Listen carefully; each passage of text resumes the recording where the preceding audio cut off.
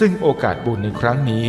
500 ปีจะมีเพียงครั้งเดียวโดยสามารถร่วมบุญได้ที่บัญชีวัด7 ยอดพระอารามหลวงเพื่อการบูรณะโบราณสถานเลขที่บัญชี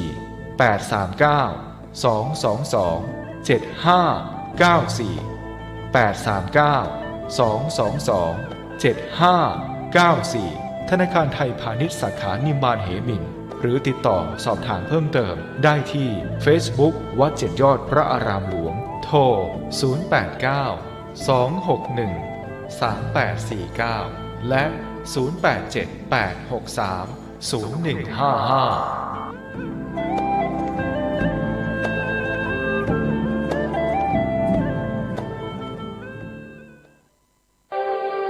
นมัสการเจ้าค่ะวิกฤตโควิด -19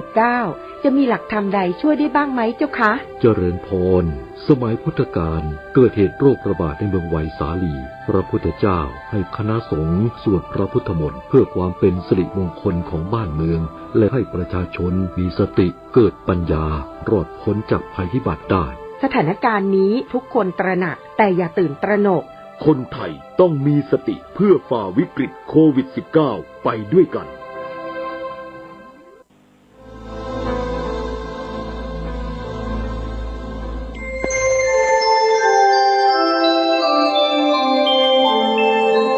ขณะนี้ท่านกำลังฟัง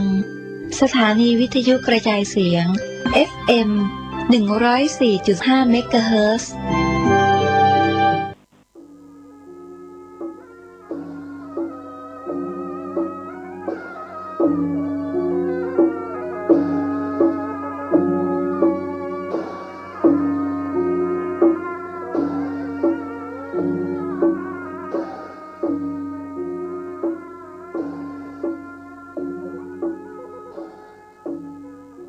ขอความเจริญในธรรมและความผาสุกทางใจจงได้มาบังเกิดแก่ท่านสาธุชนพุทธบริษัทผู้เจริญในศีลในธรรมทุกท่านพร้อมกันนี้ขอยกมือ10 นิ้วกราบอาราธนาเอาคุณพระศรีรัตนตรัยคุณงามความดีที่ท่านทั้งหลายได้บำเพ็ญมาในอดีตและกำลังจะทำเวลานี้คุณของบิดามารดาผู้ให้กำเนิดคุณของครูบาอาจารย์ผู้ประสิทธิ์ประสาทวิชาความรู้สิ่งศักดิ์สิทธิ์ทั้งหลายอันมีพระบรมธาตุดอยสุเทพและครูบาเจ้าศรีวิชัยนักบุญแห่งล้านนาไทยเป็นต้นโปรดได้มาอภิบาลปกปักรักษาพ่อแม่พี่น้องลูกหลานเหลนวงศาคณาญาติตลอดถึงพระสงฆ์พระเจ้าที่เคารพที่นับถือและข้าราชการทหารตำรวจที่อยู่ในพื้นราบและที่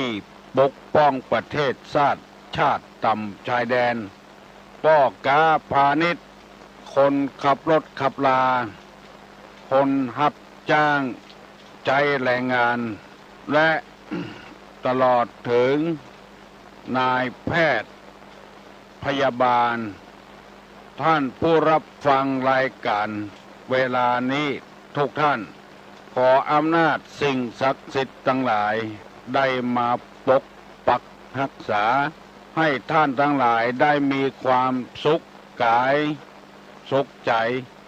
เหมือนกันกู้หัวตัวคนตลอดกาลนานก่อนที่จะได้ดำเนินรายการต่อไปนี้ขอเชิญชวนมวลท่านพุทธบริษัททั้งหลายได้ไหว้พระ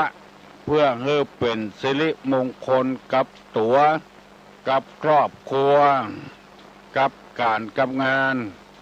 การประกอบอาชีพการขับรถขับลาต่อไป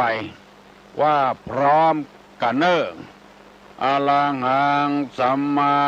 สัมพุทโธภะคะวา พุทธังภวันตังอภิวาเทมิกราบสวากขาโตภควตาธัมโมธัมมังนัมมัสสามิกราบสุปฏิปันโนภควโตสาวกสังโฆสังฆังนะมามิกราบหันธรรมยังพุทธัสสะภควโตบุพาภะคณะมะกะลังกะโลมะเสนะโมตัสสะภะคะวะโตอะระหะโตสัมมาสัมพุทธัสสะนะโมตัสสะภะคะวะโตอะระหะโตสัมมาสัมพุทธัสสะนะโมตัสสะภะคะวะโตอะระหะโตสัมมาสัมพุทธัสสะพุทธังสรณังกัจฉามิธัมมังสรณังกัจฉามิสังฆังสรณังกัจฉามิตุติญัมปิพุทธังสรณังกัจฉามิตุติญัมปิธัมมังสรณังกัจฉามิตุติญัมปิสังฆังสรณังกัจฉามิตติญัมปิพุทธังสรณังกัจฉามิตติญัมปิธัมมังสรณังกัจฉามิตติญัมปิสังฆังสรณังกัจฉามิอิติปิโสภะคะวะอะระหังสัมมาสัมพุทโธวิชชาจารณะสัมปันโนสุขโตโลกวิทูอนุตตโลปุริสธรรมสารถิสัทธาเทวะมนุษย์สานังพุทโธภควาติสวากขาโตภควตาธัมโมสันติติโกอากาลิโกเอหิปัสสิโกโอปัญญิโก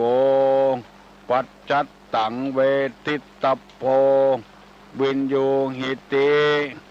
สุปฏิปันโนภควโตสาวกสังโฆอุจุปฏิปันโนภควโตสาวกสังโฆยายาปฏิปันโนภควโตสาวกสังโฆสามิจิปฏิปันโนภควโตสาวกสังโฆยะติตังจัตตาลิปุริสายุคานิอัฏฐาปุริสาปุคลาเอสาภควโตสาวกสังโฆอาหุไนโยปาหุไนโยทักขิไนโยอัญจลิกาลนิโยอนุตตะลังปุญญเขตังโลกัสสาติ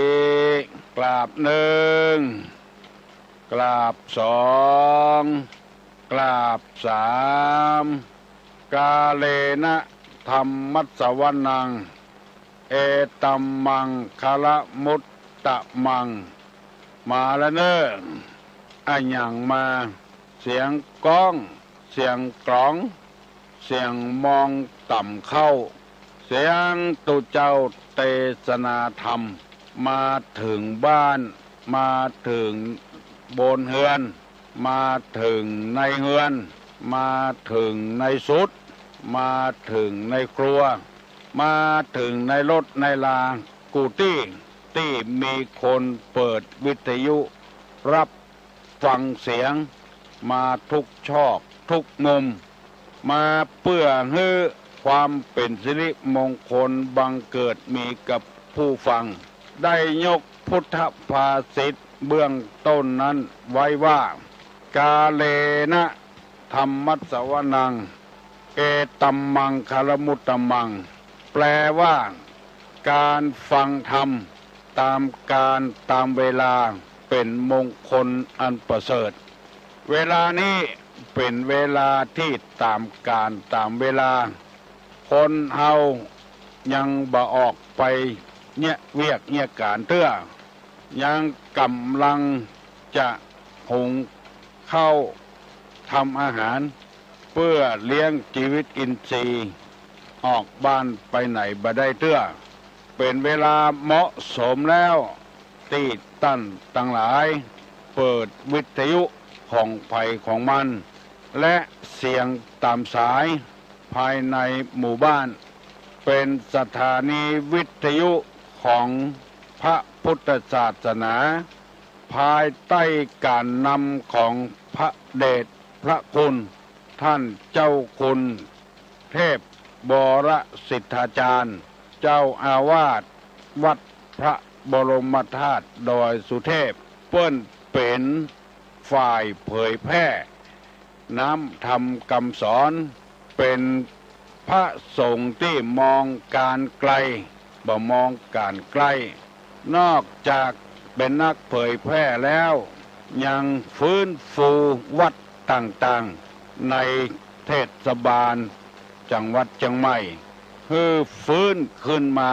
เป็นวัดอย่างเก่าอย่างเดิมให้พุทธบริษัททั้งหลายได้ไปทำบุญทำทานเพราะว่าสถานที่นั้นได้มักหม่มมานานแล้วภัยบ่คิดภัยบ่เกิดขึ้นมาพระเดชพระคุณท่านเจ้าเป็นคนเกิดขึ้นมาเช่นวัดโลกโมลีวัดเจ็ดลินวัดอินทเขนวัดยางกวงและวัดเจดีย์ป่องตลอดถึงดอยสัปปัญญูดอยพระธาตุศพฝางจังหวัดแม่อายเป็นต้นนอกจากนั้นยังพัฒนาวัดพระธาตุเจ้าดอยสุเทพแต่ก่อนนั้นขึ้นลิฟต์มีอันตรายสลิงปุดไปหลายครั้งเวลานี้สะดวกสบายมากทั้งคนธรรมดาและคนพิการขึ้นไปพระธาตุดอยสุเทพขึ้นลิฟต์ขึ้น3 นาทีลง3 นาทีพัฒนาให้คนไปกราบไหว้นมัสการพระบรมธาตุดอยสุเทพในวันวิสาขบูชาโดยปกเป่าก้าวเตินพระสงฆ์พระเจ้าทั่วจังหวัดปกก้าวเป่าเตินคือข้าราชการบ้านเมืองร้านค้าบริษัทต่างๆช่วยไปบูชาพระธาตุเจ้าดอยสุเทพความคิดของท่านเจ้าคุณนี้คิดการไกลเพราะฉะนั้นที่เราได้ฟังเวลานี้เป็นเสียงจากความตั้งใจจะเผยแพร่น้ำธรรมคำสอนของท่านเจ้าคุณและแถมสถานีหนึ่งประกาศธรรมะจะได้ก็ตามขอเชิญท่านทั้งหลายได้พยายามฟังทุกเจ้าเวลา6 โมงถึง7 โมงตุลงได้นำเอาธรรมะเกี่ยวกับนิวรณ์5มาเสนอให้ท่านทั้งหลายได้ฟังคำว่านิวรณ์แปลว่าเครื่องกีดกั้นความดีบ่ให้ความดีได้ปรากฏนิวรณ์5ทำอันกั้นจิตไม่ให้บรรลุความดี1ความพอใจเรียกว่าฉันทะในอารมณ์ที่ชอบใจไปค้างหันค้างนี้งานที่ทำเลยบ่สำเร็จ2ความเครียดแค้นความอาฆาตพยาบาทซึ่งกันและกัน ทำอะไรอย่างลงไปก็ไปติดขัดอยู่หั่นข้อที่สามเรียกว่าจิตที่หดหูและเคิบเคลิ้มเรียกถินนะมิทะคำว่าจิตที่หดหูนั้นเป็นภาษาไทยกลางถ้าจะพูดถึงว่ากำเมืองของเฮานี้คือทำอันใดบ่จดบ่จอกึดไปสารพัดอย่างกึดนักลำไปเลยบ่อยากทำคุณงามความดีพอไผ่ติเตียนน้อยเดียวก็จะโคตรจะเกียดจะย่างบ่มีความอุตสาหะวิริยะไปติดอยู่กรรมที่คนติเตียนปากแห้งปากกาต่างๆท่านผู้ฟังทั้งหลายจิตชนิดนี้เรียกว่าจิตที่หดหูบักใครเนี่ยบักใครทำอันใดเพราะมีสิ่งเหล่านี้เป็นอุปสรรคมาคัดขวางเกิ้งคุณงามความดีผู้ที่ทำความดีสำเร็จเปิ้นบะฟังกำไผบะฟังกำติเตียนนินทาหันว่าสิ่งที่จะทำนั้นเป็นสิ่งที่ดีมีประโยชน์ทั้งตัวเองครอบครัวและพี่น้องเพื่อนบ้านใกล้เฮือนเคียงตลอดถึงประเทศชาติบ้านเมืองทำไปอยู่เรื่อยๆนานไปผลสำเร็จก็จะเกิดขึ้นบ่ว่าภัยคนใดคนหนึ่งเพราะฉะนั้นผู้พิจารณาเหี่ยก่อนว่ามันเป็นความจริงที่เขาคัดขวางเราแต่กาถ้ามันเป็นความจริงสิ่งเหล่านั้นก็จะบดีถ้ามันไม่เป็นความจริงพุทธศาสนาสอนว่าอย่าไปยุดอยู่จะไปเคิบเคิมจะไปหดไปหูมันจะไปท้อถอยมันทำเข้าไปบุกเข้าไปในที่สุดก็เป็นผลสำเร็จเพราะพระสัมมาสัมพุทธเจ้าของเราได้ดำเนินมาแล้วเป็นผลสำเร็จแล้วจึงได้ตรัสทำข้อนี้ไว้ให้ลูกให้หลานให้พุทธบริษัทได้ปฏิบัติพระองค์ทำตอนใดตอนที่บำเพ็ญทุกขละกิริยาครั้งหนึ่งมีพญามารมาผจญทีแรกก็ส่งธิดามารเนี่ยก่อนคือลูกสาวของพญามารมาเกิดมาเกิ้งความดีของพระองค์เป็นต้นว่านางตัณหานางราคานางอรดีสามคนนี้มาฟ้อนมาลำมาเปิดเนื้อเปิดตัวให้พระพุทธเจ้าได้ทอดพระเนตรได้หันคำว่าตัณหาก็คือความอยากความใคร่ในกามต่างๆเป็นต้นว่าตาหันหูปหูได้ยินเสียงตาหันหูปฟ้อนลำหูได้ยินเสียงขับร้องดนตรีพระองค์ก็บติดลุล่วงมาจนนางราคาคือราคะความกำนัดความพอใจรักใคร่ที่จะไปเสวยราชสมบัติเมืองกบิลพัสพระองค์ก็เอาชนะจนได้นางอรดีอรติคือความเครียดต่างๆเก็บใส่ในอกในใจเก็บใส่มันสมองวันค่ำคืนหุ่งกินก็บ่ได้กินดีนอนก็บ่ได้นอนดีเมากึดความเครียดบ่ยอมปุ่งสักเตื้อถ้าพิษใจอันยังก็เก็บไว้เต่าอันเปิ้นบอกว่าในธรรมบอกว่ามีตุเจ้าเดินธุดงค์2 องค์แล้วเวลาเดินนั้นไปปะใส่แม่หญิงคนหนึ่งกำลังจมลงน้ำจะตายแล้วตุเจ้าตนหนึ่งก็ลงไปเอาแม่หญิงคนนั้น ขึ้นมาฟังมาทำพิธีกรรมต่างๆเป็นต้นว่ากดต้องกาหลั่งน้ำออกกาจนนางคนนั้นหายใจดีขึ้นมาแล้วก็ปล่อยให้นางกลับบ้านองค์หนึ่งยืนพอบดายแถมองค์หนึ่งช่วยเหลือคนพอไปสักหน่อยตนที่บ่ได้ช่วยเหลือนั้นบอกว่าผมบ่อยากต่อยท่านแล้วเพราะท่านอาบัติไอ้หยังไปช่วยแม่ยิงที่ตกน้ำเอาขึ้นมาไปแตะต้องเนื้อแม่ยิงตัวเจ้าตนที่เอาแม่ยิงออกน้ำถามว่าไผแน่เป็นคนที่อาบัติหนักผมสะแม่ยิงไว้วันนั้นเวลานั้นผมก็หยุดแล้วผมไม่ได้กึดหามันเพราะได้ช่วยชีวิตคนท่านนั่นแหละเป็นคนโง่คนง่าวที่สุดยังเอามากึดอยู่เต้าฮอดบะเดียวไผจะแน่หรือไผอันนี้เป็นตัวอย่าง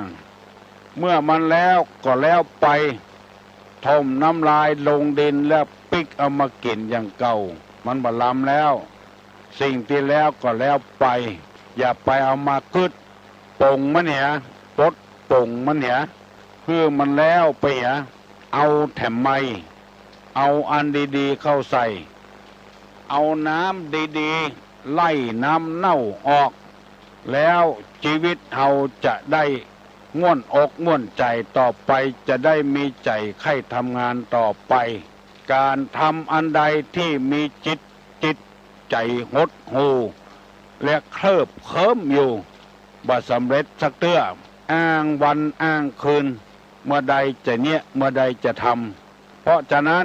จึงขอนำมาเสนอพี่น้องทั้งหลายสิ่งที่เราทำไปนั้นมันบ่เดือดร้อนเฮาบ่เดือดร้อนครอบครัวบ่เดือดร้อนประเทศชาติบ้านเมือง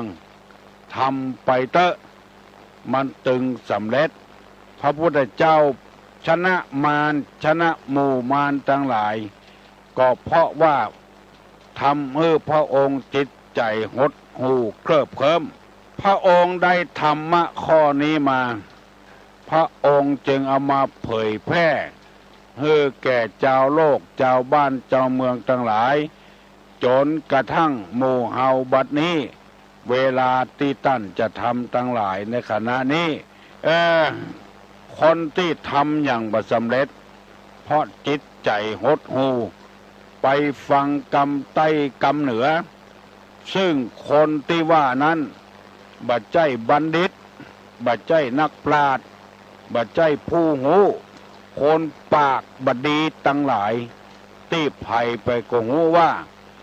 ตัวเองบูไปหูแต่เรื่องของคนอื่นตัวแน่มอกใดดีมอกใด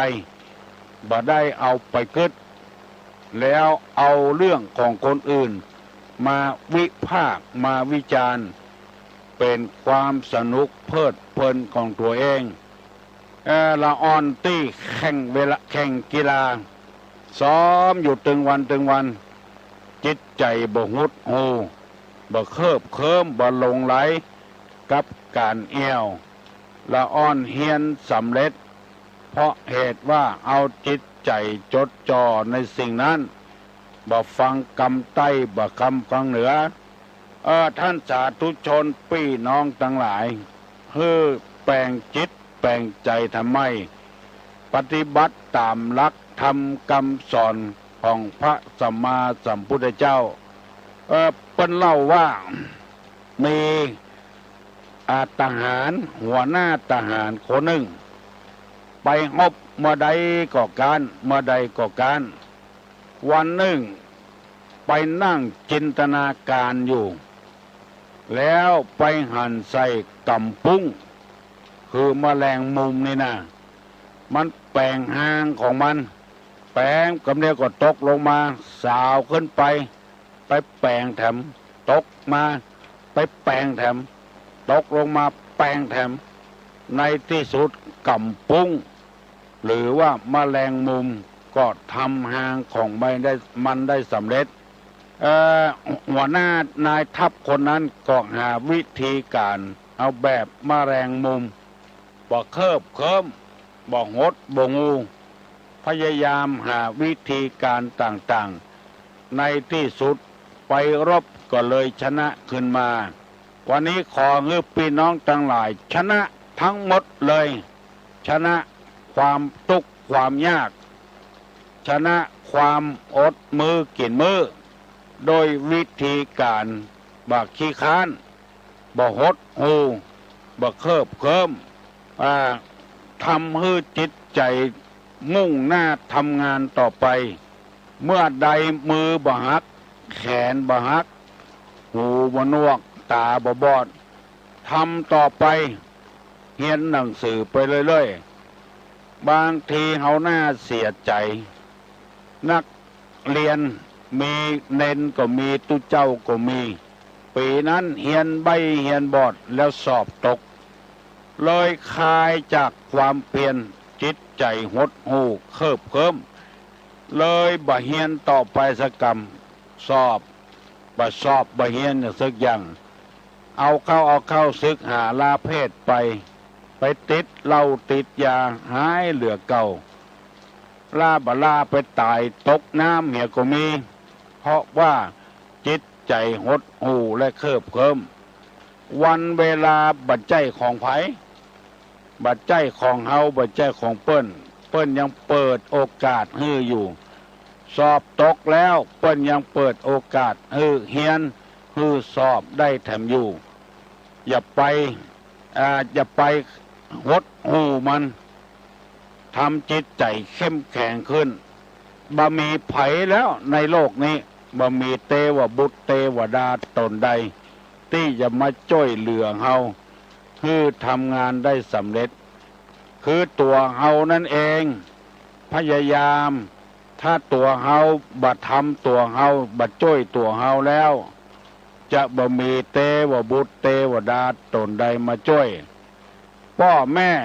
ช่วยได้เป็นบางครั้งบางคราวบางครั้งบางคราวเท่านั้นส่วนมากจะเป็นตัวเฮาให้ช่วยตัวเฮาครูบาอาจารย์เพียงแต่แนะนำพร่ำสอนสิ่งที่เฮาบ่ฮู้ให้เกิดความรู้ขึ้นบัดครูบาอาจารย์บ่ได้ช่วยตัวเฮาให้สอบได้พ่อแม่บ่ได้ช่วยให้เฮาเป็นคนร่ำรวยเศรษฐีมหาเศรษฐีตุลงนำมาเสนอตุลงก็บ่ได้ช่วยไผเพียงแต่นำมาเสนอเมื่อได้ยินแล้วเฮาเอาไปช่วยตัวเก่าบ่ฟังกำใต้บ่ฟังกำเหนือจิตใจบ่หดหูบ่เคิบเคิมบ่มีทิมตินมิทะเพราะฉะนั้นคือพ่อแม่พี่น้องผู้ฟังทั้งหลายจงพยายามตั้งอยู่ในศีลในธรรมบางคนใครฮื้อตุลงเทศธรรมเมืองฮื้อฟังแล้วตุลงขอเมตตาตามันวุ่นวายตามันมัวอ่านธรรมก็บ่ค่อยได้แล้วแถมอย่างหนึ่งเสียงที่จะเทศธรรมมันเบื่อฮื้อแล้วขอท่านทั้งหลายจะไปหดหูยังมีแถมหลายสถานีวิทยุอยู่ที่เปิ้นเทศธรรมเมืองขอฮื้อย้ายไปฟังธรรมเมืองจะฮื้อตุลงทำได้กูอย่างมีมือมีสองข้างเหี่ยแต่ปากมีปากเดียวเหี่ยแต่แข้งมีสองแข้งเหี่ยแต่จะฮื้อทำได้ทุกอย่างนั้นขอเมตตากับท่านผู้ฟังทั้งหลายบ่ต้องไปอุ่นใจอย่างกับตุลุงนักตุลุงเนี่ยอันใดได้ก็จะเนี่ยอันนั้นทำอันนั้นนอกเหนือจากที่ตุลุงเนี่ยบ่ได้ทำบ่ได้ขอเมตตาบ่สามารถที่สนองความต้องการได้กูอย่างไปสอนคนนั้นไปสอนคนนี้มันเป็นเรื่องส่วนตัวของไผของมัน แล้วฮือตุลุงไปพัวพันตวยตุลุงขอเมตตาบ่ต้องมารบกวนตุลุงนักแค่ออกอากาศตึงวันคนจำนวนมากก็ว่าเข้าใจดีอยู่แล้วก็ฮือไปเต้ทำเมืองแถมอีทก็อีทเสียงก็บดีได้มอกคืบมอกเยี่ยมเนี้ยก็พอจะว่าได้อย่างทำมหาราชโปเตจัตโตจะมาเตจัตสมโมทมานาจักกาตวติงเยอาจจะเมวะสิงสุลำดับธรรมเทศนามาบอกขาดมาถึงมหาราชอันนี้ได้กำปากไปเข้ามันบ่ได้กำปากก็จะพอยากคักลูกนื้อไผ่ยังบ่ลูกคือลูกเหียรับม่วนขี้คานลูกเมื่อเจ้าธรรมะที่ชำระใจให้สะอาดฮัลโหลไปจากครับจะถามปัญหาครับเจ้าชายสิทธัตถะออกบวชเพื่อมีพระชนมายุเท่าใดแล้วอธิษฐานเพศบรรพชิตที่ไหนขอให้ท่านผู้ฟังรายการนี้ได้ตอบครับครับยินดีเนอะเจ้าชายสิทธัตถะเสด็จออกบวชเมื่ออายุเท่าใดแล้วไปอธิษฐานเป็นเพศบรรพชิตที่ไหนไผ่ได้ตอบมาเนอะเจ้าชายสิทธัตถะออกบวชเมื่ออายุเท่าใดอธิษฐานเป็นตุเจ้าที่ไหนฮัลโหลนมัสการครับท่านเจ้าชายสิทธัตถะออกบวชอายุ29ครับครับอธิษฐานบวชที่ริมฝั่งแม่น้ำเนรัญชลาครับครับเจริญพรครับผมถูกต้องเจ้าชายสิทธัตถะเสด็จออกบวชเมื่อพระชนมายุ29 พรรษาถือเพศเป็นบรรพชิตที่ริมฝั่งแม่น้ำเนรัญชลาตัดพระโมลีด้วยพระขันอธิษฐานเป็นบรรพชิตโดยมีพระพรหมนำเอาเครื่องบวชมาถวายแล้วพระองค์ก็พระราชดำเนินงานต่อไปถามใจละมันเข้าทางมันสร้างสรรค์ไผที่ยังบ่ฮู้ก็ฮู้ไว้เหี้ยเน้อไผที่ยังบ่จำก็จำไว้เหี้ยบัดใจแม่น้ำเนรัญชลาก็หาเนรัญชลานี่ลอยถาดลูกแม่น้ำอโนมานาทีลูกฮัลโหลครับถูกแม่น้ำอโนมานาทีถูกแล้วครับอโนมานาทีบัดใจเนรัญชลาข้อหนึ่งครับดอกบัวสีเหล่าคืออย่างครับท่านผู้ฟังได้ตอบเป็นข้อเอาไผ่ตอบได้ตอบมาเนอะดอกบัวสีเหล่าคืออะไรไผ่ตอบได้ตอบมาเนอะน้องป๊อบน้องพิมพ์น้องอามน้องบิวน้องโก้ฮัลโหลตัวลุงนี่บวยขนาดอะมาฮื้อ2 เทื่อฮัลโหลมาตรการข้ามอยากจะถามว่าเป็นอย่างพระพุทธเจ้าชายสิทธัตถะจึงหันคนเกิดเป็นอันสุดท้ายครับในเทวทูตนี่บ่มีเฮ้ยคนเกิดนี่นะครับเทวทูตที่จะมีคนแก่คนเจ็บคนตายแล้วก็สมณะแล้วเจ้าชายสิทธัตถะมาหันคนเกิดเป็นอันสุดท้ายเพราะอะไรอย่างครับใครตอบได้ตอบเลยครับน้องยินดีเนอะเทวทูต4แก่เจ็บตายสมณะแล้วทำไมเจ้าชายสิทธัตถะจึงเห็นคนเกิดเป็นครั้งสุดท้ายเพราะอะไรไผ่ได้ตอบมาเนอะ ดอกบัวสี่เหล่าคืออะไร อะไรบ้างตอบมาเนอะป้าน้อยก็ได้ป้าหนานก็ได้ น้องลูกหลานของตุลุงตอบมาก็ได้เนอะฮัลโหลนมัสการครับตายปัญหาหน่อยครับขอตายปัญหาหน่อยถามเนาะครับตายครับตายครับตายเนาะครับผมว่าเท่าใดว่าแม่ของเจ้าชายสิทธัตถะในเมื่อมีเจ้าชายสิทธัตถะอยู่ในท้องเนี่ยอายุเท่าใดแล้วเจ้าชายสิทธัตถะเนี่ยเกิดวันอะไรอย่างครับตาย2 ข้อนะครับครับนมัสการครับโอ้เลิกไปติ๊กเนอะชาวพุทธเฮาเจ้าชายสิทธัตถะมาอยู่พระคันเมื่อนางสิริมหามายาอายุเท่าไหร่ฮัลโหลครับไปถ้วยสาครับขอตอบครับเทวทูตตีอันเจ้าสายเสาขันข้างสุดท้ายคือการเกิดครับพ่อราหุลเกิดครับพ่อหันราหุลเกิดเนาะครับท่านจะแต่ของเราแล้วก็ดอกบัวสีเหล่าคืออย่างครับผู้กติตันยูผู้รวดได้เร็วครับครับที่ปฏิตันยูผู้รู้ผู้ปานกลางครับครับและนัยยะต้องแนะนำบ่อยๆครับครับปรมะคือความรู้ครับเจ้าสายถ้าเกิดวันศุกร์เจ้าวันศุกร์ครับครับตอนนี้นะครับนะครับโอ้เก่งเนอะทุกเจ้าว่าเปิ้นตอบให้หมดแล้วเนอะอุคัปติตันยูวิปจิตันยูนัยยะปัทะปรมะฮัลโหล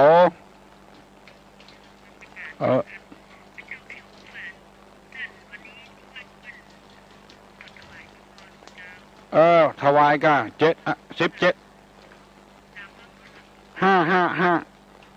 5 โมงเย็นเจ้า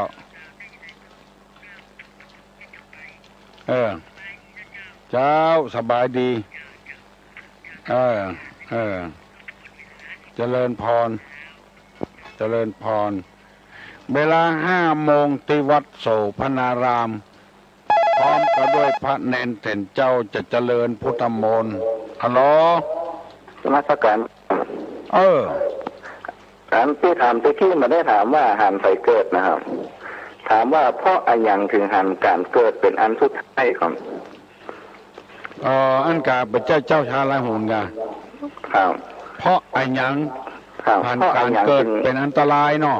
ครับจนถึงเฮือดูเป็นอันสุดท้ายครับเฮือดูเป็นอันสุดท้ายครับอันหมู่นั้นถูกหมดเนาะยินดีเนอะเปิ้นถามแถมอย่างเพราะบัดใจว่าเจ้าหันเจ้าชายราหุลเกิดตีมาเกิดถึงเกิดเพราะอันหยังถึงเกิดความสังเวชเพราะความเกิดฮัลโหลไว้สาธุลุงครับเจริญพรคืออยากถามว่าศาสนาอื่นเนี่ยนะครับเปิ้นบริการขันเข้าขันอย่างนี้เปิ้นเนี่ยแบบใดล่ะครับแต่ศาสนาพุทธเฮานี่เปิ้นกัดตานกันทุกวันได้บุญได้อย่างกันนะครับเนาะอยากจะรู้ว่าคนเนี้ยอย่างเนี้ยจะได้ที่คนที่ล่วงลับไปแล้วเนี่ยศาสนาอื่นนี่นะครับไปสาครับตัวลงจะตอบทันทีศาสนาอื่นเปิ้นเนี่ยยังเปิ้นบัดตานขันเข้าอย่างเฮาแล้วคนตายอย่าได้กินบ่ได้กินก็อันนี้ตุลงขอตอบว่าไปถามศาสนาอื่นเนอะตุลงบักกล้าตอบฮัลโหลไว้สาเจ้าเจริญพรขอตอบเจ้าว่าการเกิดนี่คือการทุกข์กับเจ้าถ้าบ่มีการเกิดก็บ่มีการทุกข์ต่อไปท่านก็เลยไม่อยากจะเกิดกับเจ้านมัสการเจ้าไม่ออกนี่เก่งนะตุลงก็เคยอ่านเคยเรียนมาแล้วว่าการเกิดนี่เป็นทุกข์มหันคนใดชดออกท้องแม่มาแล้วไข้หัวบ่มีสักคนพอเกิดออกมาก็ให้เพราะไอ้หยังให้เพราะจะมาเป็นทุกข์ พระพุทธเจ้าหันว่าการเกิดเนี่ยอันตรายพระพุทธเจ้าจึงค้นหาบ่ฮื้อได้เกิดบ่ฮื้อได้แก่บ่ฮื้อได้ป่วยบ่ฮื้อได้ตายหาวิธีจนได้เพราะฉะนั้นท่านเจ้าของปัญหาคงจะรับทราบแล้วว่าอันยังกูยังนะถ้ามันเกิดขึ้นมาแล้วมันจ้อมมีปัญหาหมดเฮาคาได้เก้าอี้บ่มีเก้าอี้ใจพอได้เก้าอี้มานั่งแล้วเมินเข้าก็เกิดปัญหาขึ้นเปิ้นยืมบ่มาส่งพ่องการที่เฮาหัวมุ่นสุนสุกเสาะหาเงินหาทองตึงวันเนี่ยคือการเสาะหาที่เกิดของเงินของทองพอได้มาแล้วมันบ่มีความสุขที่แท้จริงนี่คือการบ่มีอันหยังมันจะเกิดความสบายคือชั่วครั้งชั่วคราวเมื่อเราต้องการใจมันเท่านั้นความสุขเกิดจากเงินจากทองแต่บ่ใช่ความสุขเป็นความสบายนายกเปิ้นขายหุ้นของเปิ้นก็ยังมีคนว่าฮือเปิ้นอยู่มีความสุขเมื่อใดเพราะมีเงินมีคำของเรื่องของเปิ้นจะขายของเปิ้นก็หาวิธีการต่างๆที่จะฮือเปิ้นออกนายกเพื่อเงินของเปิ้นแต่ก็ยังหาความสุขบ่ได้มีให้มีนานึกว่าจะมีความสุขก็หาความสุขบ่ได้ต้องไปทำไปเนี่ยมันสารพัดอย่างอันนี้บ่ได้หมายความว่าบ่ฮื้อคนเฮามีอันหยังสักอย่างบ่ใช่อย่างนั้นเปิ้นฮื้ออย่างที่ในหลวงเปิ้นพระราชทานมาว่าฮื้อเป็นเกษตรพอเพียงเศรษฐกิจพอเพียงฮื้อพอกินพออยู่อันนั้นแหละมีความสุขมากคนโหนักลำไปก็เกิดความทุกข์ทำมาอย่างน้อยเดียวเป็นพิษนักเหลือคนบ่มีความหูก่อนยิ่งเป็นตุเจ้าพระนายยิ่งไปใหญ่เลยบวชเป็นตุเจ้าถือศีล227ทำอย่างน้อยก็เป็นการพิษเลยมีแต่ความทุกข์ลำบากถ้าเราพอใจนั้นก็บ่มีความทุกข์ถ้าเราบ่พอใจเพื่อเกิดความทุกข์ขึ้นมาเพราะฉะนั้นในที่นี้ที่ถามมาว่าทำไมพระพุทธเจ้าจึงหันความเกิดเป็นความทุกข์ก็เพราะว่าอย่างที่เราทุกข์กันถึงวันเนี้ย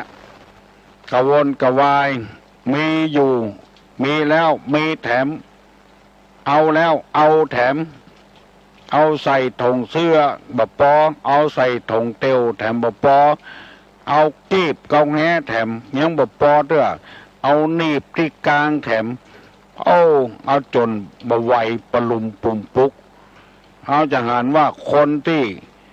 บหันธรรมะนี่จะเอาอย่างเดียวขอให้สิ่งที่ได้มานั้นจะถูกต้องตามศีลธรรมกาผิดบัดถูกต้องกาผิดกฎหมายบ้านกฎหมายเมืองบ่เข้าใจเปิ้นฮ้องกับว่าสมัยวัตถุนิยมของนักนำไปมีโทรศัพท์ในบ้านยังบ่พอมีมือถือตัวแถมมือถือยังบ่พอมีในรถตัวแถมอำนวยความสะดวกดังนั้นบ่ใช่มีความสุขพอมันสุนมันเสียเกิดความเครียดขึ้นมาเป็นอรดีความเครียดขึ้นมาเกิดหนักจนพอเป็นโรคประสาทเป็นบ้าเป็นวินพอออกศรัทธาลูกกันฮัลโหลไว้สาครับตามปัญหาครับพระอัญญาโกณทัญญะได้ดวงตาเห็นธรรมนั้นชื่อว่าอย่างครับครับเป็นผู้ฟังได้ไผได้เงินตอบมาเนอะบัดเดียวนี้ศรัทธาเฮาพอออกไม่ออกเฮานี่หูนักแล้วพระอัญญาโกณทัญญะได้ดวงตาเห็นธรรมคือทำอะไรไผได้ตอบมาเนอะไผได้ตอบมาเนอะรวดเร็วทันใจฮัลโหลครับไว้สาครับทุลุงครับครับผมขอ กับนมัสการตุลุงเนอะขอตุลุงรักษาตนเองดีๆเนอะขอตุลุงอันสุขภาพอันแข็งแรงเนอะสาธุครับขอ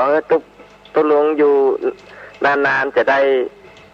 เผยแพร่ต่อไปเนาะตุปูเนาะตามคำรักที่ตุปูได้ทำเนาะครับตุปูครับผมขอตอบครับอริยสัจสี่ครับอริยสัจสี่ครับทำกรรมเนาะอันยังฮะอริยสัจสี่ครับอริยสัจสี่ครับอันยังสมุทัยนิโรธมรรคครับแล้วก็อันนั้นของพระพุทธเจ้าโลดแต่เราก็รู้ทำตีอัญญากลระยะได้หูคือทำอันยังอัญญาสิวปเตโกทัญโยโกทัญญะได้ดวงตาเห็นธรรมแล้วคือทำอะไรทำเนี่ยธรรมจักรไงธรรมจักรกับปวัตนสูตรนะครับเนาะทุกสมุทัยนิโรธมรรคถูกต้องนะเนอะครับผมไว้สาธุลุงนะครับผู้เจ้าเหรอครับผมไว้สาธุลุงเนอะสาธุเป็นผู้เจ้าก็คนบ้านอยู่คนบ้านครับบ้านทานะครับบ้านทาแต่วันละครับผมก็ไว้สาธุลุงเนอะเจริญพรเจริญพรเก่งแต่ธรรมจักรกับปวัตนสูตรอัญญาสิวปเตโกนทัญโยโกนทัญญะได้ดวงตาเห็นธรรมแล้วฮัลโหลดอกบัวสีเหล่าตุลุงเจ้าคนตอบเลยกับเจ้ามีคนตอบหรือยังเจ้าตอบแล้วว่าธรรมจักรกับปวัตนสูตรใช่เจ้าดอกบัวสีเหล่าตุลุงบัวสีเหล่านั้นก็ตอบไปแล้วลองตอบมาถามคำเหรอก็เราที่หนึ่งอยู่ในโคนตรมเจ้ามันใจกะปีนไปละดอกบัวค่ะดอกบัวต้องบนโพน้ำเจ้านั่นโพน้ำเรียบเราอยู่กลางน้ำเราอยู่ในโคนตรมเจ้าถูกต้องเทียบกับคนนะเจ้าเปรียบเหมือนคน เจ้าตอบประธานเพราะว่าวิทยุสัญญาณหนูก็ดีแล้วลุงเจ้าประเดี๋ยวนี้ดีแล้วเนาะเจ้าประเดี๋ยวนี้ดีเจ้าเจริญพรเนอเจ้าไม่ออกกอกเก่งเฮ้ยเปรียบเหมือนดอกบัวสี่เหล่าดอกบัวสี่เหล่านั้นคืออะไรบ้างดอกบัวที่พ้นน้ำที่ปริ่มน้ำที่อยู่กลางน้ำและอยู่โคนตมบัดใจปวดใจอย่างเดียวเนอะไม่มีจะตอบเก่ง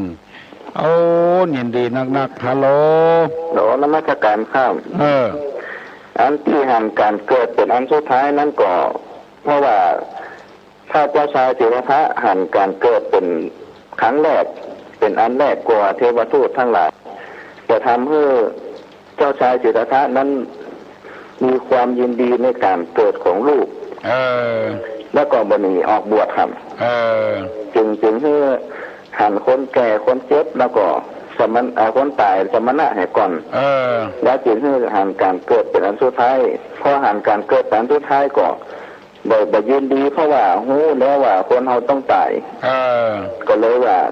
ถึงหันการเกิดสุดท้ายก็ต้องหนีออกบวชอยู่ดีครับที่เป็นต่อปฏิกี้เนาะก็ถูกอยู่ห้องเนาะข่าวอันนั้นส่วนแน่นข่าวมีส่วนหนึ่งเนาะข่าวยินดีเนอะ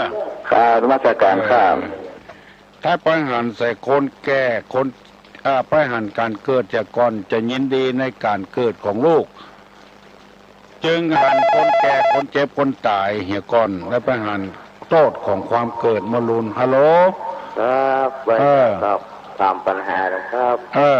ปัญจวัคคีย์ทั้ง5ฝ่ายบวชเป็นคนแรกและบวชด้วยวิธีอย่างครับขอฟังได้ตอบครับเจริญพรเจริญพรปัญจวัคคีย์ทั้ง5ฝ่ายเป็นคนบวชคนแรกและบวชโดยวิธีอะไรอันนี้ก็ต้องเป็นทุกเจ้ากันเนอะจึงจะตอบได้7 โมงแล้วเนอะใครตอบได้ตอบมาเนอะปัญจวัคคีย์ทั้ง5ใครเป็นคนแรกที่เป็นคนบวชและบวชด้วยวิธีอะไรฮัลโหลนมัสการครับอันบวชโดยเอหิภิกขุอุปสัมปทาคือพระพุทธเจ้าบวชนี่เองครับรับไผ่เป็นคนบวชคนแรก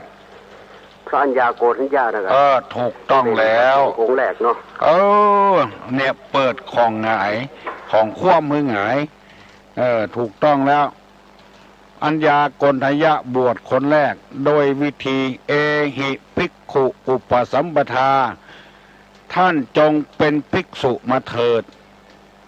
ก็ได้เป็นตุเจ้าแล้วได้เป็นคนบวชแล้วถ้าบ่มีอย่างแล้วตุลุงจะย่างก่อนเนอจะปั่นปอนเนอปนมมือยกมือไหวเนอสัพปีติโยวิวัชชันตุสัพพะโรโควินัสตุมาเตภวะตวนตะลาโยสุขีตีคายุกุภวะอภิวาธนะสีลิสะนิจจังวุฒาปัจจายโนจัตตาโลธรรมาวัฏันติอายุวันโนสุขังพลัง